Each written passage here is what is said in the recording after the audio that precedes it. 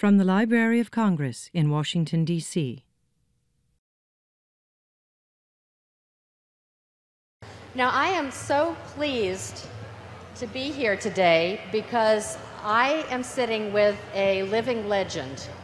I am sitting with Fayard Nicholas. If you would, give him a hand. Thank you very much. For those of you who might be too young to know, the Nicholas brothers are absolutely the star dance routine from the era of World War II all the way up until recently.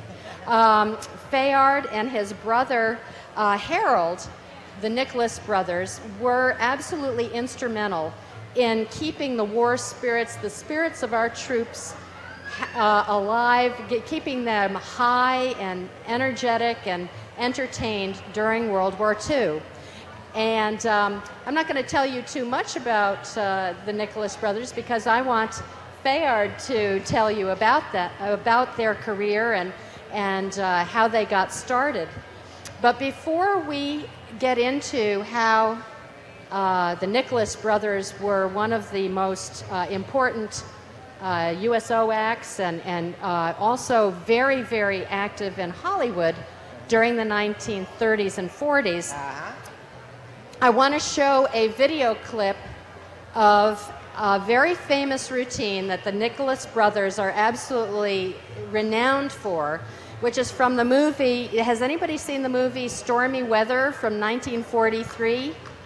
If you have not seen this movie, you're in for a treat. So we've queued it up now, and we're going to show this video clip to give you an idea about who Fayard is. Yes, yes, you're thinking on the ballot. A boodly, boodly, boodly boy. A boodly, boodly boy. A boodly, boodly gay. Boodly, boodly gaga. A boodly time boy. Going to gaga and the bomb, bomb, see the lad, the bod.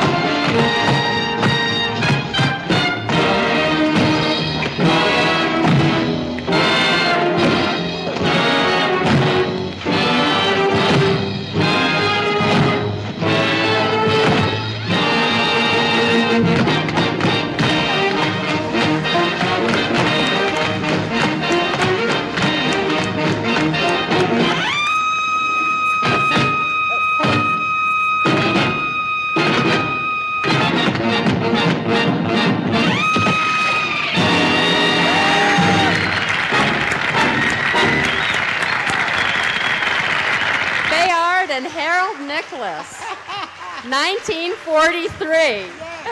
Yeah, 1943, we did that film. Okay, well now you know why we're sitting here with a living legend. I want to say that, Yes. Fayard, I know that you've worked with everyone from Cab Calloway to Bob Hope to, Fats Waller. Yeah, and Carmen Miranda. Carmen Miranda. Yeah. How did you first get started, you and your brother? How did you get started in this business? You see, my parents were in show business. My mother played piano, my father played drums, and they had an orchestra in the orchestra pit with the orchestra in the 30s. And I used to go to the theater every day to hear them play and look at all the entertainers on stage. And I say, they're having fun up there. I would like to be doing something like that. So just by watching, I taught myself how to perform. And then I taught my brother. I never had a lesson. Oh, wow. Oh, no. Yeah. Because I created the Nicholas Brothers style. If I had gone to some dance school, I'd be dancing like them. That's true. I want to dance like me. So I taught my brother how to perform. We got our little act together. And at that time, they called us the Nicholas Kids. And when we got older, we became the Nicholas Brothers. And we worked all over Philadelphia. That's why I first started in Philadelphia in 1930. It started in Philadelphia. Yeah. And then let's cut to World War II. Let's cut to the beginning of the war years. Oh, the war, yes. How did you meet Bob Hope, and how did you end up? Well, first, I met Bob Hope when we did a Broadway show called Ziegfeld Follies, starring Bob Hope, Fanny Brice, Josephine Baker, and many, many other stars. And that's when we became friends in 1936. And we've been friends ever since. Yeah. And when did you first begin to entertain the troops? Oh, let me see. I remember we were entertaining the troops. We were on a train coming to Washington, D.C. to entertain President Roosevelt. Oh. Oh, yes. And so we were on this train, and Lucille Ball was with us, Desi Arnaz was with us, James Cagney, Laurel Hardy, all here to entertain the president and the soldiers. And that's when I first started with entertaining the soldiers. And you were entertaining the soldiers right here in Washington, D.C.? That's right. What venue? Where were you?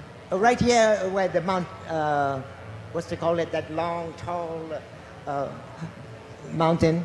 No, it's look like a stick. At the Washington Monument? Washington Monument. It's right out here. Yeah, so you were entertaining the troops. They were all actually right where we are, probably right now. Probably where we are right now. Here. And what year would that have been? I've been like, I think in 1941, before Pearl Harbor. Before Pearl Harbor? Yes, we were entertaining soldiers, yes. And then what happened after Pearl Harbor? Well, after Pearl Harbor, we were still entertaining in theaters in vaudeville. And I can remember when we were in Chicago, we were working at a theater called the Regal Theater. And we heard on the radio that the Japanese had just bombed Pearl Harbor, December the 7th. Oh, I said, oh no, we're really in the war now. And then I was doing this film, Stormy Weather, the one you just saw, in 1943, and I was inducted into the Army. I went right after that sequence, film. they drafted you into drafted the Army. Me, yes. And I was down there at the induction center, and they gave me a thorough examination. And they found out that from taking my blood, that I bleed easily. So they're trying to decide whether to keep me in the Army, like give me 4F or A1. And so the company commander, the officer said, well, because he might bleed if he get wounded. He said, well, we won't send him on the front to fight or anything. We'll send him to another company. They sent me to Camp Brandon, Mississippi, where I was washing clothes for the soldiers. Yeah, because when they go fighting, they'd be crawling on their stomachs and all of that. So I was there washing these clothes. Now, the officer there, who was head of this laundry company, found out about me, that I was an entertainer. And so he had me entertaining everybody. He put on shows. And everything was going on fine for me. But a friend of mine from Fort Huachuca knew I was in Camp Brandon, Mississippi, and said, you shouldn't be there. You should be here at Fort Huachuca, because all you have to do is entertain. Okay, so he wrote a letter to the company commander there in Fort Huachuca, into Camp Brandon, Mississippi. And he said, he called me to his office, and he said, I see where you want to go to Fort Huachuca. I said, yes, I would, because it's special service. And he said, you don't want to do that. You stay here, because you're good for the soldiers. I say, oh, no. But my friend kept writing letters to Washington, D.C., and telling them that I should be in Fort Huachuca. And so it really happened that I did get to Fort Huachuca, and there I was entertaining the soldiers, and I didn't have to go liberally, didn't have bed check. All I did was entertain the soldiers who were going overseas, like the 93rd Division. And everything was going well. I didn't have to have bed check and all of that, and didn't have to get up regularly. It was going. And then there was an order that came from Washington that every man will soldier. I said, uh-oh. So I have that with this pack and this rifle, and going along saying, hut, 2, 3, 4, Washington. Oh my goodness. I didn't like that at all. Couldn't tap dance when you're marching, could you? Yeah. Oh, it was like when you do reveille, they say, call out the name, Smith, Jones, Nicholas, here. One of those things. Oh my goodness. But I was all right though. Yeah. I survived. And you, did they send you overseas, or you were just right at the fort, entertaining the troops before they went off to war? Did I go overseas? No, I stayed in this country. Uh-huh. And when I was discharged, honorable discharge, I got back with my brother, and we started doing more shows all over the world. Mm-hmm. And I know you continued to entertain the troops during Vietnam, right? Oh, yes. Tell me about that, too. Oh, yes. Bob Hope called us and wanted us to go to Vietnam with him to entertain the troops. That was in 1965. And so... How old were you by then? Oh, I was a man then. Oh, yes. And so we were over there in Vietnam, and boy... 51. Yeah. Yeah. And so you were still entertaining the troops. Okay. I was still, yeah. And you went over with Bob Hope? Yeah, went with Bob Hope in 1965 to entertain the troops in Thailand and other places. And he had us on this helicopter that was flying over to reach where the soldiers were. And there were soldiers with machine guns on this helicopter. And I said, what's going on? He said, you want to be sure that if someone is in the trees, they won't shoot us down. I said, what? And so those things happen like that. Do you remember when you were entertaining the troops? Do you remember D-Day and what was happening then? And Oh, I remember a lot of things. When we were there, Martha Ray, she was there with us. And let's see, D-Day I was home. oh, okay. I was at home. You see, I didn't go overseas to be in the fighting or anything like that. I stayed right in this country. I was in the army. Let me see, about 13 months. 13 months, and everything was fine. I survived. And many people survived. I'm wondering, though, What, darling? with your experiences entertaining the troops, were there favorite numbers that the troops wanted to see? Oh, yes. They wanted to see us do that number, Stormy Weather. That looks a little hard to do. Yeah. While we're coming down those stairs, no way. This, what did you saw us do? I can't do that anymore. You can? No. Wow. I don't want to do that anymore. It hurts. When you, Nicholas, Yes? Mr. Nicholas, when you were working with Martha Ray, when you were working with Bob Hope, you worked with Cab Calloway. Oh, Cab Calloway worked with Duke Ellington. We did many shows at the Cotton Club.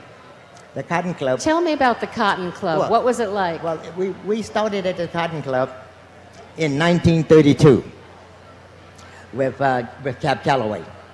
And now before we started in the Cotton Club, we were working at a theater in New York City called the Lafayette Theater. And everybody wanted to see these Nicholas brothers. They heard so much about them. They would sing and dance and do all these wonderful things. Now the manager of the Cotton Club heard about us, so he came to this theater, Lafayette Theater, to see us. And he liked what he saw. And so he talked to our parents, and so he invited us to come to the Cotton Club, because they were going to start this new show, and he was going to have my brother and I in this new show with Cab Calloway. So we went to the Cotton Club, and they were rehearsing, and everybody was there.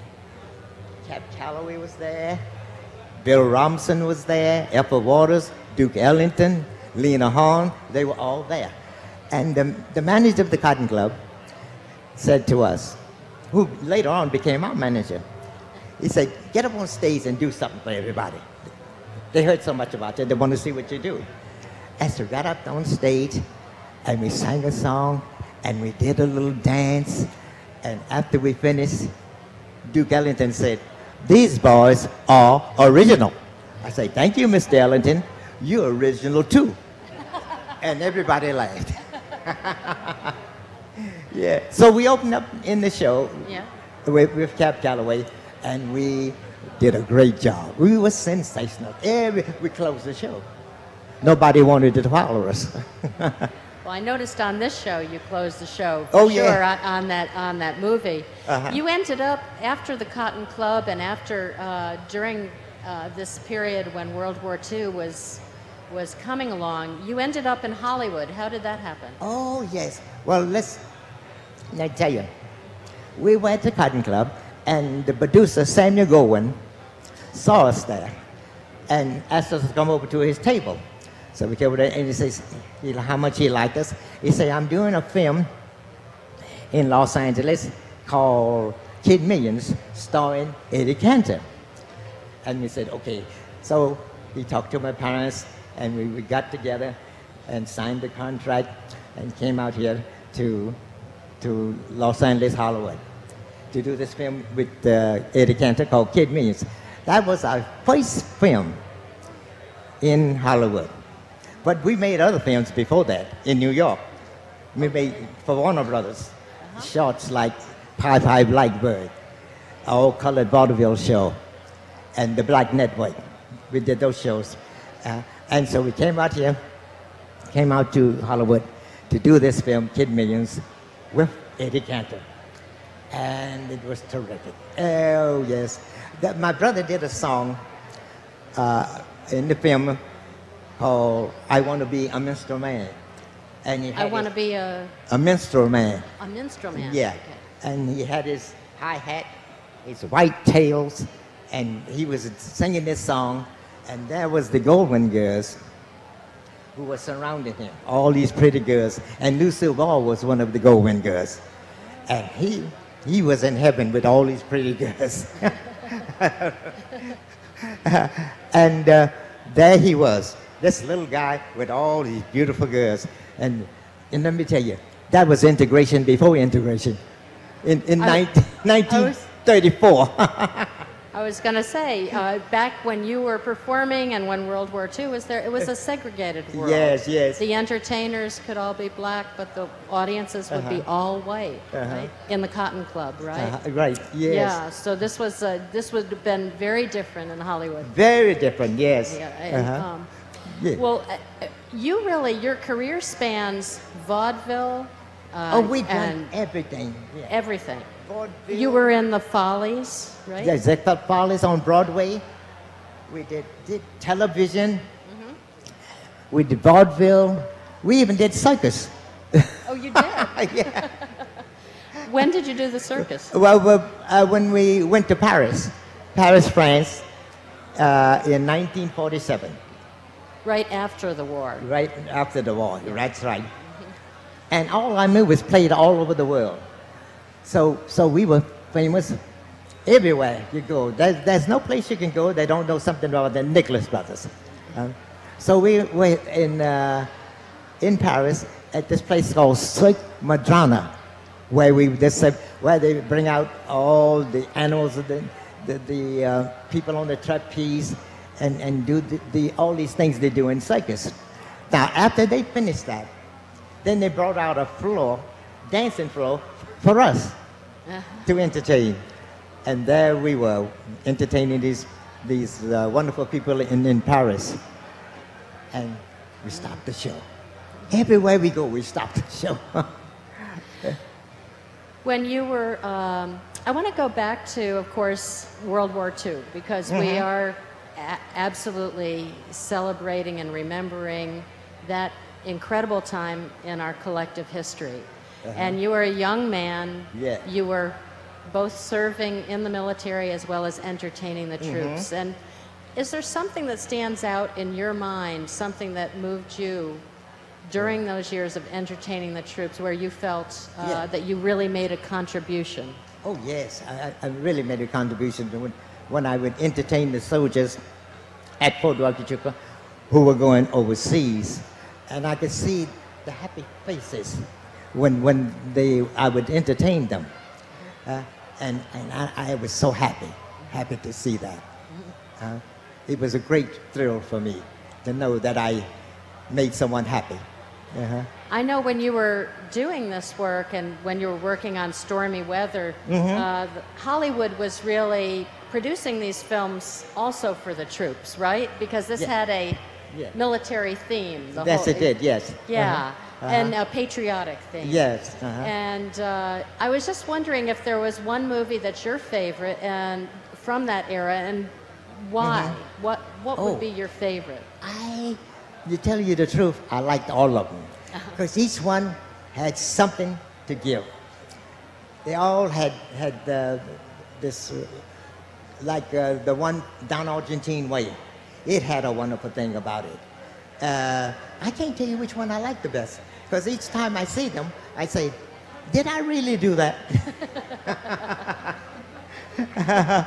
Yes. So it was fun making those movies. Yes. Who was, you were working with Katherine Dunham in Stormy Weather. What was that like? Katherine Dunham, when she in Stormy Weather? Yeah. Oh, yes. I saw her as she was filming the number that she did, and I congratulated her. And then she came over to see us when we filmed our part of the show. And so we had great respect for each other. I like her style, modern dance that she does, And then she liked our style of tap dancing, splits, and all these other wonderful things that we did. So we praised each other. You had a signature move that we saw in that clip, which is where you both are in a split and then you just get up. How did you do that? Very carefully. Yeah, you notice that we go down in the split without putting our hands on the floor and just go down and come up. Oh, we had terrific legs in those days. Yeah. Oh, strong. Yes. I want to ask the audience if anyone has a question for Fayard Nicholas. Yes.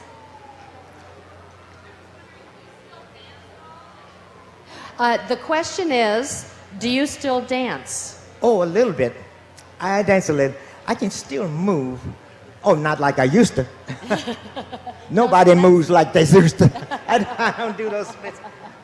I do an act with my wife, Catherine, sitting right there. Catherine's right here. Yeah, there's Catherine, yes.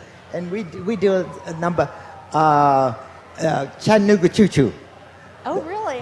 The number we did in the film Sun Valley Serenade with Dorothy Dandridge. Yeah, so my wife does Dorothy Dandridge's part, and I do my part, and my brother's part. Both. Yeah. So it works out well. Oh, that's great. Yeah. Any other questions from the audience for Fayard of the famous Nicholas brothers, who actually entertained the troops all the way from World War II on up through Vietnam? Vietnam, yes. We entertained the troops. Yeah. Yeah. Did you have a favorite comedian that you worked with? Besides Bob Hope? Was Bob Hope your favorite? Yeah, he was one of my favorites. Yes. Why is that? Well, I liked his style. And like when he was saying, "Thanks for the memory." Oh, I love that, yes. And, so he was one of my favorites, yes. And he was, you worked with him for a few years during World War II, and then back in... We worked with him when he'd have a special show when he would celebrate his birthday. He would ask us to come and be a part of that show at NBC. And I can remember one time we were sitting at a table with Milton Berle at NBC in Los Angeles, and all of a sudden, here comes George Burns in a wheelchair. Yeah. And I looked at him, I said, "Hey, George, what are you doing in a wheelchair?" He says, "Well, I'm taking it easy." And he had a cigar, and he's blowing out like smoke in my face. I said, wait a minute. Don't blow that smoke in my face." He said, I understand, Fayard. You are still a youngster." And so the guy who was pushing him in the wheelchair took him backstage because he was coming on next to entertain for Bob Hope. And then it came time, and they say, "Here he is, George Burns." And he walked on that stage like he was 16 years old. And before I saw him in this wheelchair. So he had the right idea. You don't have to walk all over the place. Just take it easy. When you're on stage, then you do your thing. That's right. Save it for the stage. And that may be something that you've learned over the years if you're still dancing me? today. So that's, what, darling? That's what you've learned if you're still dancing today. That you We have danced with almost everybody you can think of. With Bill Robinson, with Fred Astaire, with Gene Kelly, Donald O'Connor, and Eleanor Powell. Everybody. And everybody who've seen this film, Stormy Weather, they love that film. All dancers like that film. It was one of Fred Astaire's favorite dances. I can remember we were at a hotel in Beverly Hills called the Beverly Wilshire Hotel, and it was the opening of this film, That's Entertainment. And so we were, when brother and I, we entertained at this fair. And after everybody was getting ready to go home, I was going table topping to all of the stars. And I went over to the stairs table. But he was talking to someone. And so after he finished talking, I said, "Hello there." He said, "Wow, hello, how you doing?" He said, "Let me tell you something." I said, "What is that?" He said, "I was over at 20th Century Fox, and I was a narrator for all the 20th Century Fox musicals." And he said, "They showed me this film of you and your brother from Stormy Weather. But he said they just showed me the last part where you're coming down those stairs, jumping over each other's heads." He said, "I want to see the whole thing." He said, I had him to take me to a projection room, and they showed me the beginning until the end. And he said, "Mr. Nicholas?" I said, "Yes, Mr. Astaire." He said, "That is the greatest routine I've seen on film. It is the best." I said, "Well, thank you, Mr. Astaire." He said, "I'm telling you that because it's true." I said, "Thank you again." So that was his favorite. Fred Astaire's. I hear that you were, you did teach yourself how to dance. You never had a lesson. Never had a lesson. But you had a lot of people who influenced your dance style, and I hear that George Balanchine was one of those. Oh. We did 2 shows with Balanchine. We did Ziegfeld Follies with him, and we did Babes in Arms, a Broadway review. I can remember when we were Dublin. We were at the Cotton Club and this show, Babes in Arms. And we came over to the theater for the rehearsal to do Babes in Arms, and George Balanchine was there. And the composers of the music, Richard Rogers and Larry Hart. And we met all of them. And so George Balanchine said, "Get up on stage and just do a little thing." So we got up on stage, we sang a song and did a little thing like my brother would go through my legs, and I'd jump over my brother's head into a split. Piece of cake. Yeah. And George Balanchine say, "Oh, hey, I got an idea." I say, "What is that?" He said, "Another idea where 2 girls will come downstage and say, 'Harold, you do a cartwheel over the girls,' and say, 'Fayard, you do a split over these 2 girls.'" And it kept building and building until it was 8 girls.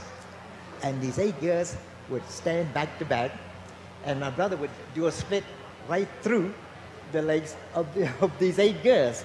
So he's doing a split through Right the legs through, of 8 yeah, girls. right. They keep adding on the girls. And yeah. It's kind of like the Evel Knievel of dance. And then the girls would bend down, and I would jump over those 8 girls into a split. And that was George Balanchine's idea. He didn't teach us anything. He just... He never has his ballerinas do that, though. No.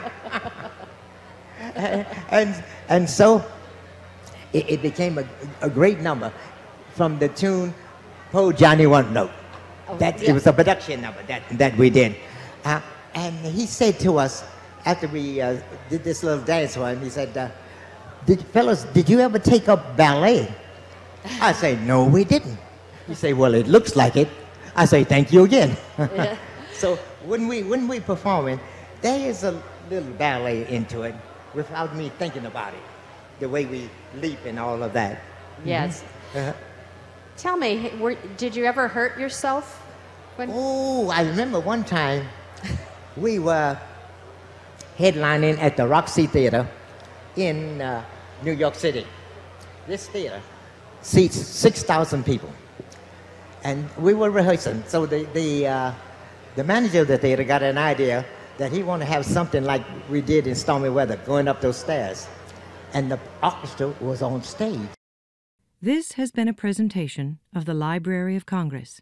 Visit us at loc.gov.